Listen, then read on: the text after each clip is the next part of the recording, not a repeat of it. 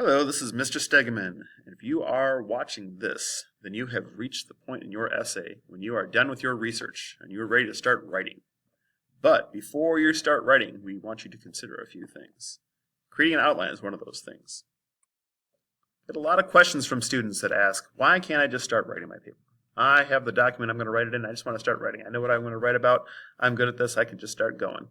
Well, there are a lot of questions you need to ask yourself before you start to write. Do all the ideas that I'm going to talk about connect to each other? Does it make for what's known as a cohesive paper or a paper that flows properly? Are there gaps in the information that I'm going to be giving my reader? Are there areas where maybe I don't have a lot of information and other areas where I have lots of information? Am I supporting each point that I make properly? Have I done enough research in all the areas I want to talk about?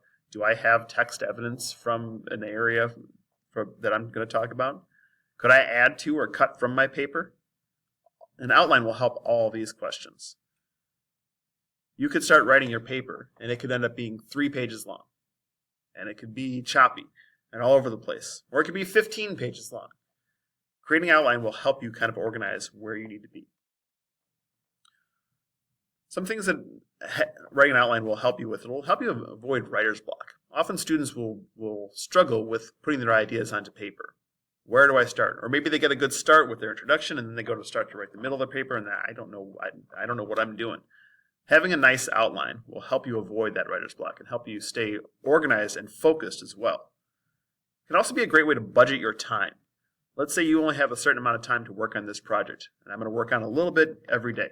Having an outline can show you which areas you want to work on each day. You can take a look at the body of paragraphs that you're going to be writing. And the first one area say, well, I know quite a bit about this particular area.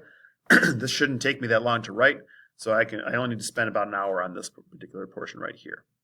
But this other area over here, it's going to take me a little bit longer, so I should make sure I budget some time to make sure I spend maybe a couple days on this particular area. One of the first things you need to do when you are creating your outline is to develop your thesis statement. Now, we spend a lot of time at the beginning of this unit talking about your research question and developing a good research question. Now, developing a good research question will help with your research, but a great thing that it does, it also helps you create your thesis statement. If you take a look at what I came up with for my paper. My research question was, how can English teachers use music to help students become better writers? Well, that's the question that I've done a lot of research on. I've connected all of my ideas to that. So I can take that and I can make that basically into a thesis statement. The basic version of that would be English teachers can use music to help their students become better writers. I'm basically just taking that question and changing it into a statement, and I can use that in my paper. Now I can also take that and kind of work on it a little bit, use the same concepts that I talk about in that particular thesis statement, and make it a little bit more difficult, make it a little bit more, make it sound a little bit more professional. How I've done that is by saying using music as an instructional tool helps English teachers develop a multimodal approach to learning that will reach a vast array of students. Now I took the same concepts that came in my research question, I took them into my basic thesis statement, and then I developed it even more into a more complex thesis statement. Now your introduction to your paper is going to be the first thing that you're going to be doing when you create an outline. Some things that you'll need to consider when you are creating your outline for your introduction is using an attention getter, providing some background information, and then also including that thesis statement. Now we'll talk more about the introduction in our next video. So right now I'm just going to kind of leave it at this. But when you're creating your outline, these are basically some things you should consider adding to that outline. Now the body paragraphs are the main reason why you need to create an outline. Body paragraphs are going to be the meat of your paper. So all your research is going to go into these areas, and it's going to help you organize what you want to talk about when you want to talk about it. Something that you should consider when you get all of your information put together and you start creating your outline. The best way to structure this paper is to end with the point that you have the most information on.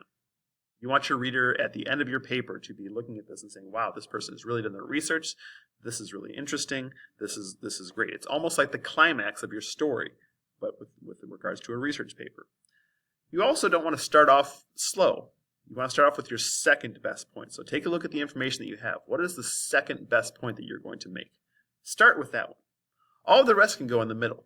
If you have 3 other points that you want to make that maybe you don't have a ton of information on, but you do have you have enough to make it interesting, put those in the middle of your paper. You can also use your outline to look at what information you have and think about what information do I want to paraphrase and what information do I want to quote directly from the source that I took it from. Creating that outline will help you understand that. So what is this going to look like? Well, you've seen me create a lot of outlines before, and I'm sure you maybe have created them in the past for yourself. But this is kind of what it will look like. This is the body portion of my essay. Now, I wasn't able to get this to change to a 2, so this would really say 2 instead of 1 here. But basically, this is what the main topic that I'm going to talk about in this section of my paper.